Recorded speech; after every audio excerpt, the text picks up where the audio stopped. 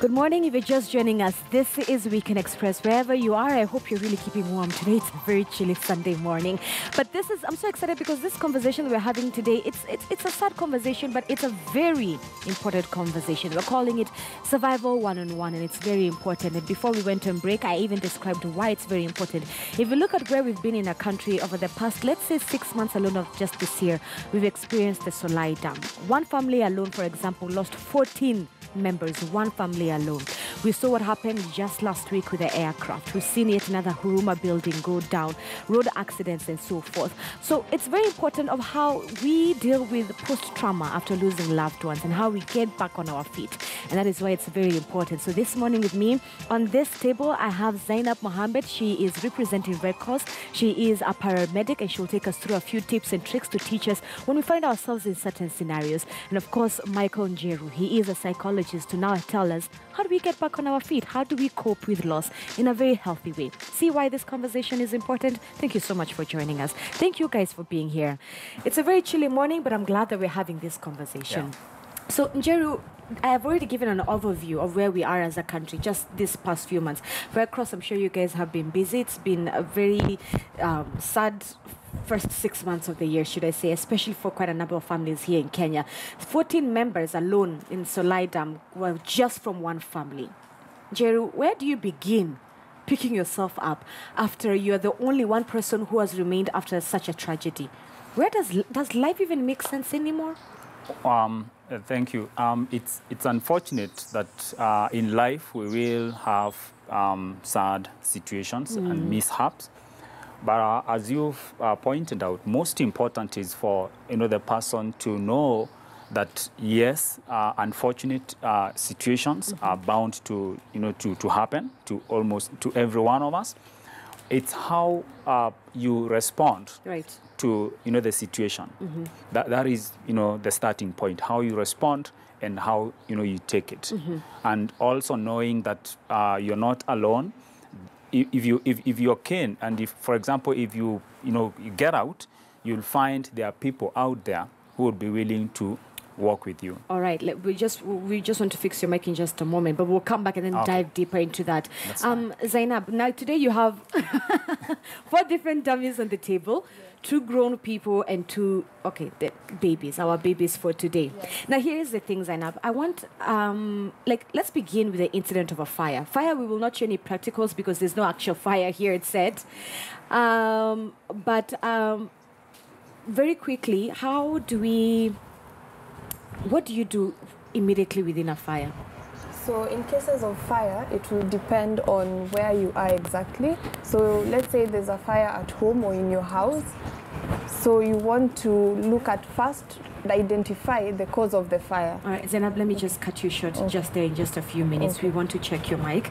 But Njeru, allow you to jump in and pick up your point from where you had left off. Right. You had mentioned at that point in time you already hit rock bottom, but you said it's how you respond to the situation that matters. Yeah. Continue. Especially at the initial encounter or initial stage, it's like, for example, if I take this as the end of road, end of maybe life for me, that has an effect, could be maybe short-term or even long-term. So how you respond is the first thing.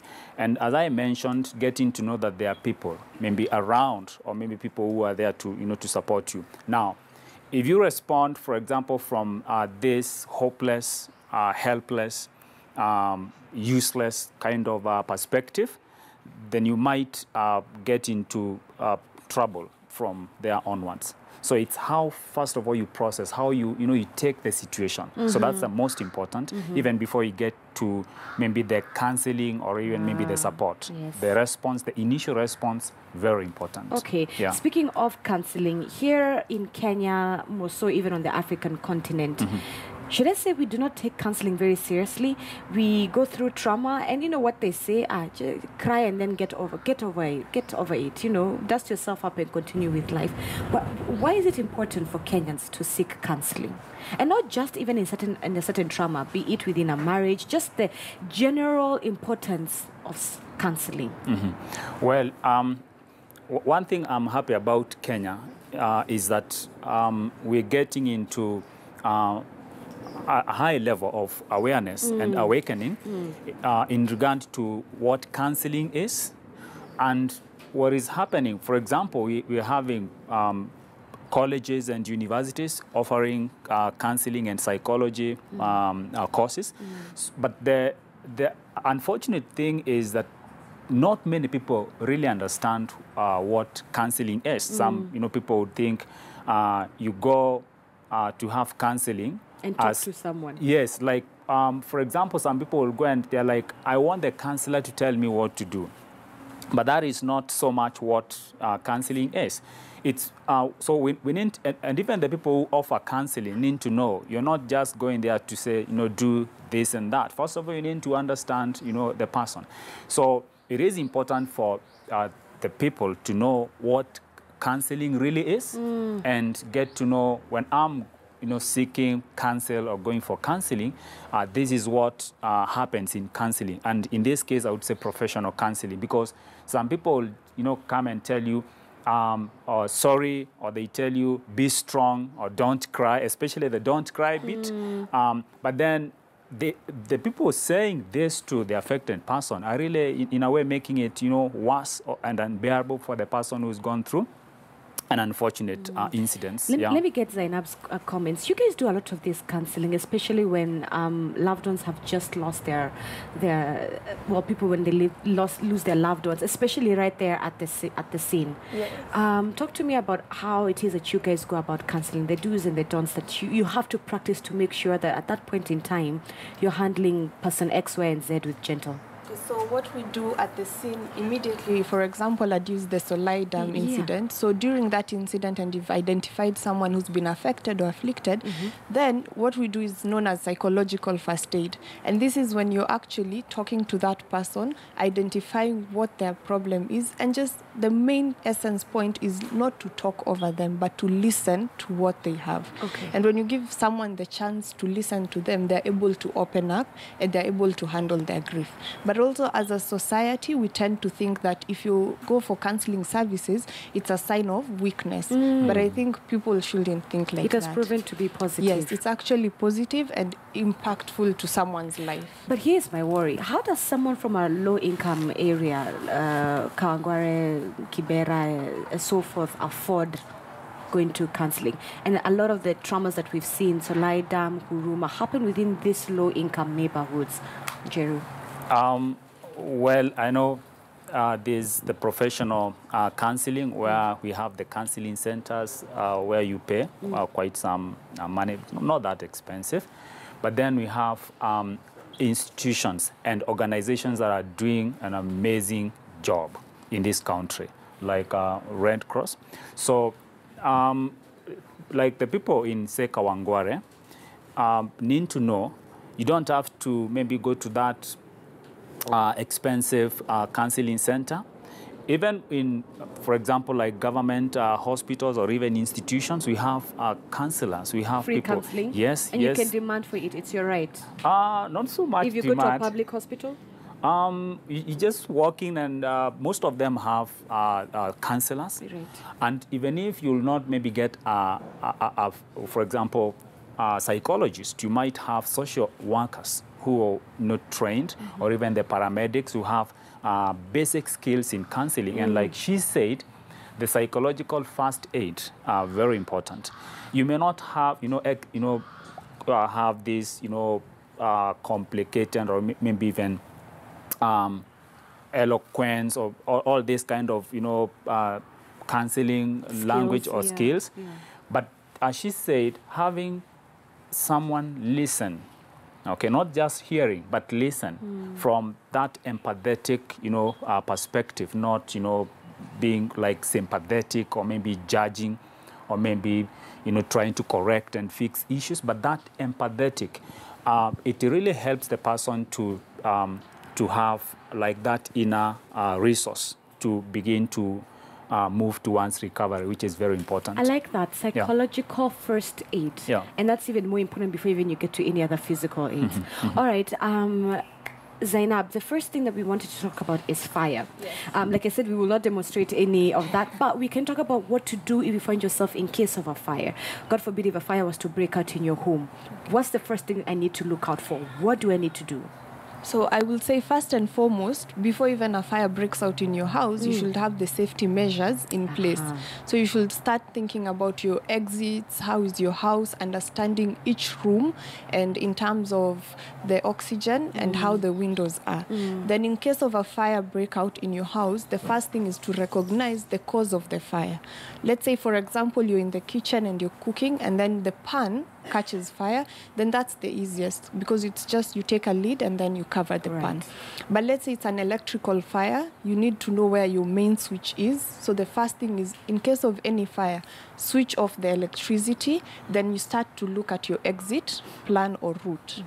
Can I complicate our scenario a little bit? You can. In regards to now Moi Girls School, what if you're in a school setting?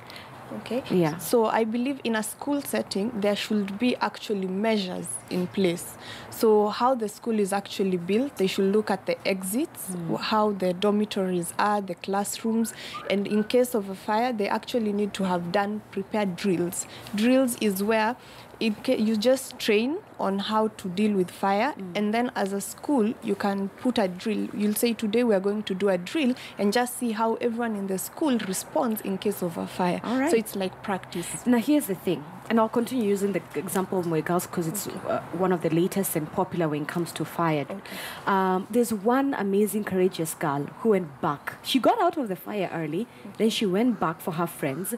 Now let's talk about that one person who goes back into the fire, because at that time you are unarmored. You're not wearing anything to protect yourself.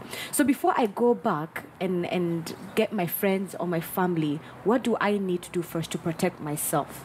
Okay, so the first thing is, in cases of a fire, you're looking at two things. I know people tend to think that if you take a blanket or a wet blanket or wet towel and you cover yourself, it's safer now for you to go back inside. Okay. But it's actually not.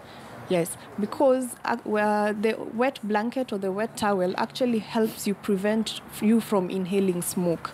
But when there's actual fire, the flames are burning, then when you cover yourself with a wet blanket or wet towel, what happens is the wet towel or blanket catches the heat.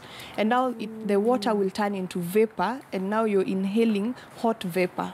All right, so let me get that right. Yes. If it's smoke, it's good. Yes. If it's fire, no. All right, continue. So, and always remember, if you left, don't go back in. I know when you're in that situation, you're thinking of, I need to help people, I need to take my children out and whatnot. But remember, when you go back, you're also putting yourself in danger and you're not able to assist anyone. So you can go back in? No, you but can't. Jerry, psychologically, even though you know that professionally, you will run back in for your loved ones. We love our people. Yeah. We even love, at times we love our property. And there's that, you've panicked. And for example, if you have, I don't want to blame those people who go back to, to the buildings. For example, if I have my little child in there, you don't even think of twice. I mean, at times, you're not like your real self. You've lost, that ability to make good judgments, and you find people going. But it's more of, psychological. But then with, the awareness, like we are hearing. I mean. And then you really get to prepare yourself. And like, I think there's something that people need to get into, like knowing incidences, sad, unfortunate incidences can happen. And therefore, people need to, to be sensitized from time to time, even in our homes. So that when, like there's fire, I mean, you don't go back to pick that briefcase or maybe that laptop or, we need to get to that point. Okay, yeah. So try not to go back in. Try not to go back in. If I go back in? If you go back in, but we're saying don't go back in. Yeah, but we're saying we don't. So if you go back in, just remember, stay low.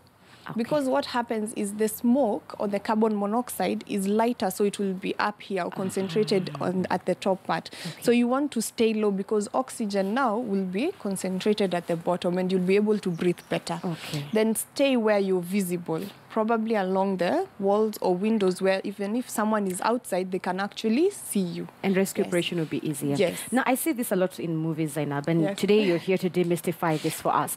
I see people walk in with a scarf or a handkerchief. Yes. Is that a good habit, a good rescue skill to have? Or We've said if it's in just cases of smoke, yes, you can cover your mouth or nose. But when there's a fire, really there's no essence there. Yes. And if you yourself, you're trapped inside a room that is on fire, or let's say you're in this room and the fire is just outside your room, you close the door and then you seal the bottom part where it's open. You can put clothing, let's say the windows, you can put an adhesive tape around the windows and just stay low. Okay, that's very important. Let's rewind that. Yes. If you find yourself, if you're the one who is in the building, trapped inside the building that is on fire, you close the door. You close the door. Don't go outside into the fire. Actually, and that's the opposite that you'd actually do at that time. Yes. And then you put like clothing or blanket. Yes, around at the bottom where where the door is actually open, so that there's a little bit of space. That is where you seal completely. Yes. Why? Why is that sealing The reason important? why you're sealing is that also to prevent smoke from coming in, so that you at least still have room to breathe. And also the fire, for fire to happen, there must be oxygen to actually propel the fire. Okay. Yes, so oxygen is also a factor. That is so interesting. Yes. Okay, so let me get that straight. You lock the door. And that will keep you safe within that fire environment. Yes. It will actually keep you safe for that few minutes until help arrives. All right. Yes. Njero, at that point in time where you find yourself in such a disaster, your mind, what happens? Talk to us the science part of it. What's happening in your mind at that point in time? Like you said, you're a completely different person. Yeah. What happens? When for example, like the fire or maybe a life-threatening situation, your body reacts. There's chemicals that are released by your systems, and in most cases there's the fight or flight kind of mode, which we tend to get into. Just like when there's that fire or maybe that incident, when those chemicals are released, there's that tendency to either fight or to make frantic efforts to try and maybe solve or rectify what is happening. But you can also like flee, and that's why mistakes happen in that confusion and commotion. And it's something, it's more of like autonomic, like it's not something I really have much control of. It's just a normal reaction to a threat. And that's why it's important to have people and professionals who are able to prepare us in advance, like how you react. It's just like, for example, if you're driving and something just happens, if for example you've done say defensive driving or maybe you're well experienced, so there are things you'll know, I can't do this because if I do this, this is likely to worsen the situation. And just like, interestingly, we are learning, just like... that we are going to learn today from her. Like, you don't just, just like say, open the door, you cover yourself with that, towel, blanket, with water. I mean, it's quite interesting. We need to demystify this, how we respond. And that's why we have Zainab here today. Okay, let's talk about flooding. I want you to get away with things like fire flooding because there's no actual fire or flood here. But the floods have been one of the things that we as a nation have really struggled with this year. We've lost a number of Kenyans towards flooding. And you've seen the videos on news and on social media. Yes. So you're in a flooding scenario. Okay. I can't swim. Okay. In the sense that I've never learned how to swim. Okay. What do I do first? So let me start by saying preparation is key. Even if you're at home, you should start preparing for something. In case of anything, what would I do? So I know people have documents at home with their valuables. So package your valuables in a way that they are safe and they won't be washed off. Then at home, in case there's a flood, before it has actually reached and there's that you've been given the warning beforehand, then evacuate yourself or you remove yourself from home and go to somewhere where it has an elevated ground. Let's say you're at home and the flood has actually happened and water is entering your house. Close the doors, Then you get, if you have a top floor, you go up the stairs and you call for help. Yes. Okay. I wouldn't advise people to swim. If you don't know how to swim, don't go into the water. Because you see, with flooding, that water has current. It's actually moving water and you'll be carried away. And if I know how to swim, does it still give me an open window to... No. Even if you know how to swim, remember your safety first. You don't know how heavy the current is and you might be swept with the water. So always look for a higher ground or higher level up place where you can stay and call for help and wait for people to come and actually rescue you. Yes. Worst case scenario, Yes. people don't come for help. I will say rarely. Because actually now what has happened, like Kenya Red Cross, we have ambulances all over the country, in all the counties. So help is everywhere. It's just recognizing on who to call for the help. Yes. Okay. I'm glad we've dealt with fire and flooding. Before we take a commercial break, Jeru, just help us understand, because one of the things is the importance of this show today is how you now handle trauma or loss afterwards. And we're going to learn a few skills, but now you've lost your loved one from a natural occurrence. Then what? Counseling is very important. Yes. What that means is look for maybe a social or a counselor, a psychologist, or even maybe a social worker, or even the paramedics who have training in counseling. Because that, it's more of like the psychological first aid and the debriefing, whereby, you get to seek help from someone who's empathetic. That, in a way, really helps. So it is important to get to know, like, where you live or maybe where you are. Like, where can I, get someone who's able to listen to me and to help me. And in this case, for example, if you're out of town or maybe even like Solai and maybe other places where you may not have a counseling center or facility, you need to even talk to someone. You can find someone who's more mature or maybe someone who's empathetic. Just that first aid is very important. And then after that, you need to seek professional help where assessment is, done in regard to where you are in after the incident. That is psychologically where you are. That is very important. And then you get into counseling. I need to point this out. It's not just a one-time, like just, for a few minutes and then you disappear. Yes. Counseling is a process. And I'm glad you say that because you're automatically bringing me to my next question. Yeah. You know the way they say time heals? Yes. Jeru, does time really heal psychologically? Well, it depends. It depends. For example, when we talk about trauma, Right. You'll find maybe the incident happened maybe even many years ago, but you find the person is still, struggling, having reactions that are not, good. It's a bit tricky to really say time heals. Well, there are those situations, depending on the intensity, that will fade, from your mind.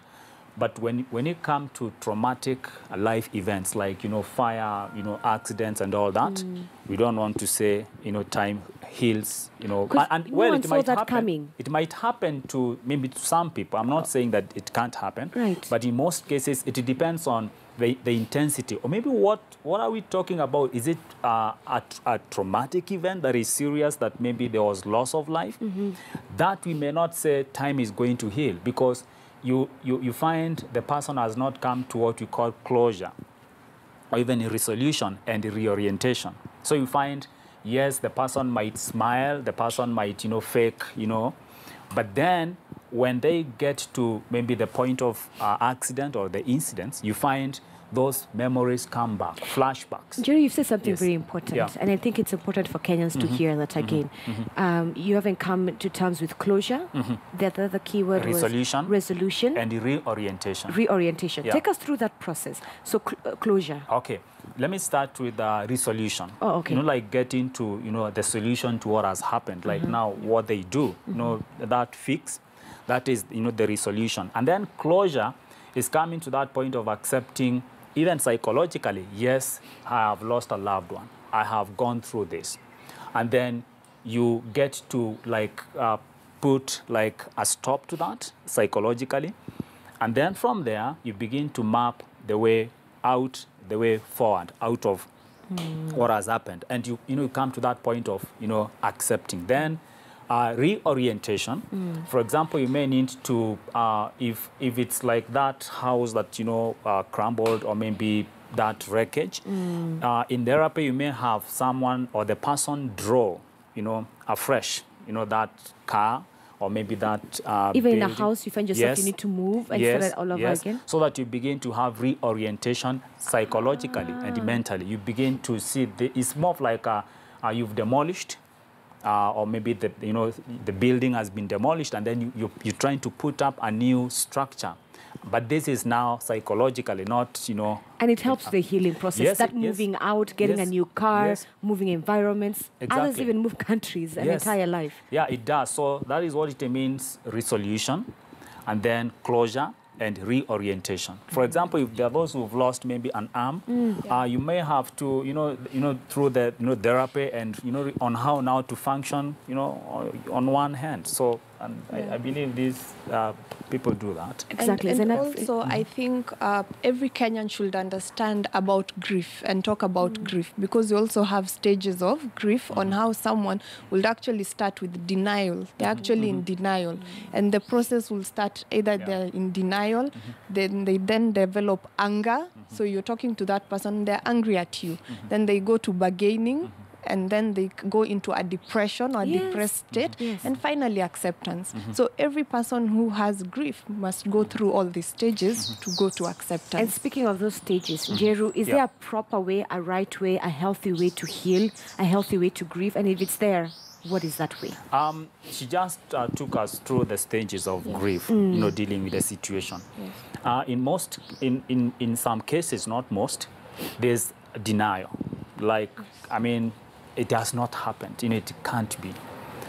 But if, for example, they get to the point of, the incidents or the unfortunate situation, they may be angry. For example, if it's an accident, like say, the Solai Dam, you find those who are affected may be angry with maybe whoever did the dam, or maybe you didn't wake me up and all that. They're angry at, someone. And then, there's the bargaining. So there is a process. Okay, one may not go through all the, the stages, but there are those who from, they deny it, and then, they get to the depressive, that stress kind of. She talked about bargaining. Yes, bargaining. Bargaining meaning that's when now you start to figure out, do I want to stay in this life? What is that bargaining part? So I think bargaining will be different in different people. Okay. So I'd use an example. Maybe you're the one who's affected, and bargaining, if you believe in God, you'd start saying, God, why me? If this happened, let me just change the circumstances, and from now henceforth I'll be doing this. You're making a bargain so that you change your circumstances. Oh, wow. Yes. All right, now let's talk about the people who are friends or family. For example, if my friend is one who has lost a loved one, how should I be there for them without making them feel like I'm looking down on them or throwing a pity party? Because that's the other thing. A lot of people do not want to open up if they feel like you're just throwing them a pity party, or you're feeling sorry for them. So how can I be there for a loved one without having to make it feel like I'm just throwing them a pity party? Before you get to that, I just want to touch briefly on the acceptance bit, which is very important. Yes, please. Accepting means you're saying this can happen to any other person, and saying now it has happened to me, it's my turn. It's when you do that, there's a lot of chemistry that takes place, and psychologically your system begins to adjust and realign, and maybe get into what I said, reorientation, bit. Now, on what you've just said, like those people come and the way people get into it's sad and I'm sorry for that. At times, in most cases, we have people who come to sympathize rather than empathize. Wow. We have people who come to sympathize Yeah. rather than empathize. Exactly. And that sympathy is what most people do not want. Yeah, it's just mainly saying, oh, I'm sorry, you know, and all that, just, you know, in this casual kind of, you know, approach. But empathy is more of like if it was me, for example, and, you know, this dam has just broken, how would that feel, you know, for me, you know? Like, if it's an accident, you know, some will say, you know, why did this, you know, driver, you know, and maybe you're talking to a driver who maybe lost, you know, a limb, and you're saying, why didn't you do this? But you need to ask yourself, if it was I in this situation, would I have done it differently? And in most cases, the answer is... Oh, so now you just put yourself in someone's shoes. Yes. Exactly. All right. When we come back, more with Zainab, as now she will take us through this, where we're going to talk about the practicality. For example, if you find yourself in a car accident or your baby is choking, what do you do? We've already talked about flooding and fire, the theory part of it. But when we come back now, we're going to dive into the practical bit with us. All right. So we'll be right back after this break.